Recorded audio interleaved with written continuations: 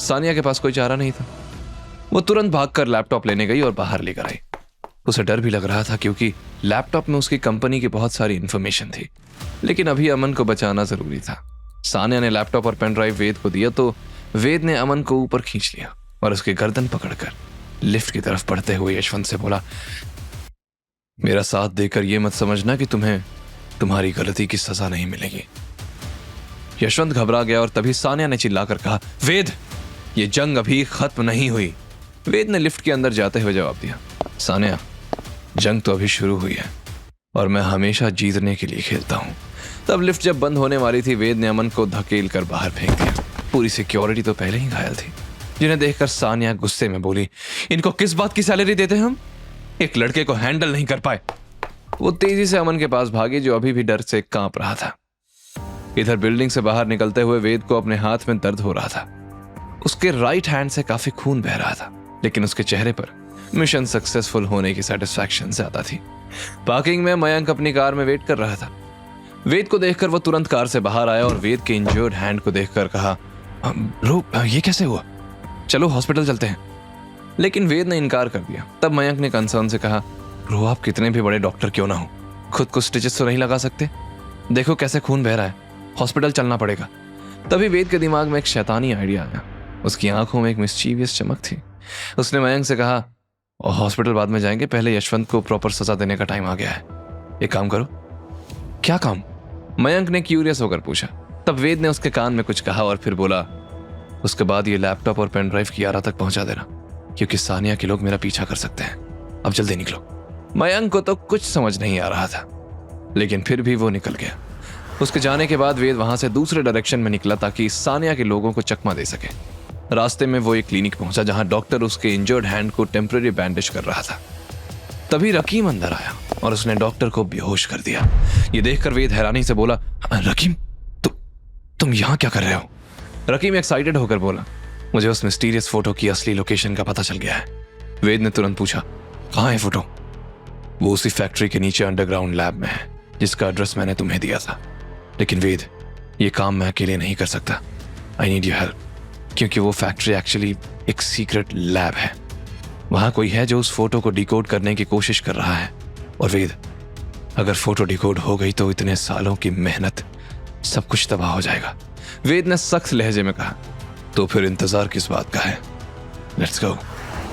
वे दोनों कार में बैठकर उस मिस्टीरियस फैक्ट्री की तरफ निकल गए जहां शायद सारे सवालों के जवाब छुपे हुए थे। रास्ते में वेद सोच रहा था, तो सबरवाल फैमिली सिर्फ पपेट है, रियल मास्टरमाइंड कोई और है।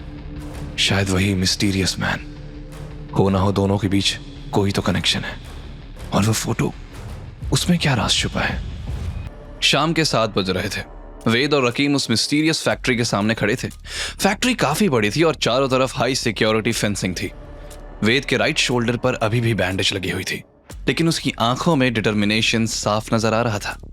वेद ने फैक्ट्री को ध्यान से देखते हुए कहा, रकीम, मैं पिछली बार यहां आया था तो मैंने पूरा लेआउट ऑब्जर्व किया था, लेकिन कुछ चीजें अजीब लग रही हैं। कैसी अजीब? रकीम ने क्यूरियस होकर पूछा।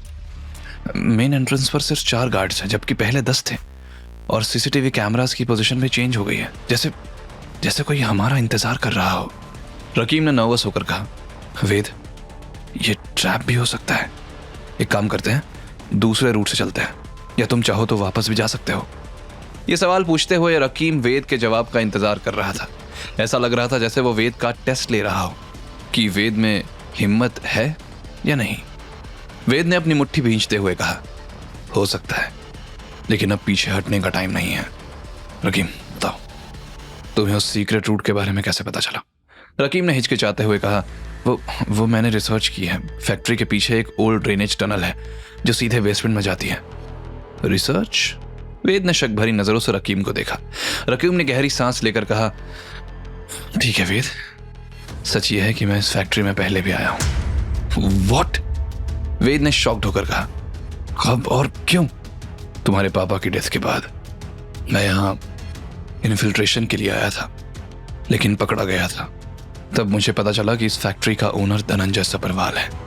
लेकिन कुछ दिनों पहले ही मुझे पता चला कि वो ट्रेटर जिसने तुम्हारे पेरेंट्स को धोखा दिया, वो अविनाश, इंडिया वापस आ गया है और यहां छुपा हुआ है। ये सुनकर वेद की आंखों में आग भड़क उठी। अविनाश, कौन है ये और कैसा धोखा दिया उसने? रकीम ने वेद की तरफ देखकर कहा, सच जानने का तुम्हें पूरा हक है वेद, लेकिन अभी ये वक्त उन बातों का नहीं। बस ये समझो तुम्हारे पापा की डेथ की वजह ये अविनाश ही था। इसने ही तुम्हारे पापा की हाइडिंग लोकेशन उनके दुश्मनों को दे दी थी। वेद की मुट्ठी इतनी जोर से भींची कि उसके हाथ सफेद पड़ गए। That son of... आज रात उसकी आखिरी रात होगी। दूसरी तरफ मयंक ने आरके इंडस्ट्रीज की बिल्डिंग के सामने अपनी कार रोकी और उसके हाथ में लैपटॉप और पेन ड्राइव का बैग था। रिसेप्शन डेस्क पर जाकर वो रिसेप्शनिस्ट से बोला, एक्सक्यूज मी, मुझे कियारा रायजादा से अर्जेंट मिलना है, बहुत इंपॉर्टेंट मैटर है। रिसेप्शनिस्ट ने डाउट से कहा, सर आपके पास अपॉइंटमेंट है?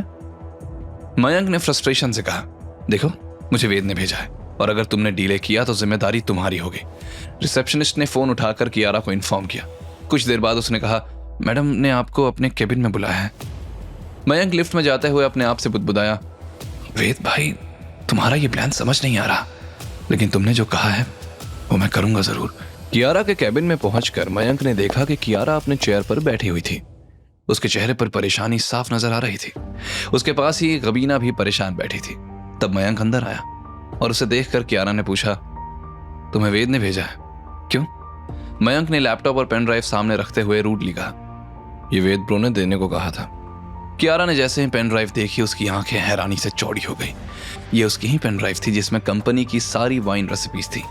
कियारा ने पेन ड्राइव उठाई और खुशी से फुसफुसाई, पेन ड्राइव, थैंक गॉड ये मिल गई, वरना पता नहीं क्या होता। मयंक पलट कर जाने लगा था, लेकिन अचानक कुछ सोचते हुए वो बोला, मिस कियारा, आई नो आप वेद ब्रो को वर्थलेस समझती होगी। आखिर शहर के अमीर से अमीर लड़के आपसे शादी करना चाहते हैं, लेकिन वेद ब्रो वो बहुत अच्छे इंसान है। Don't take his love for granted. ये कहकर वो तेजी से चला गया। वहीं कियारा हैरानी से बोली, लव? ये मयंक क्या कह कर गया? वेद मुझसे प्यार करता है?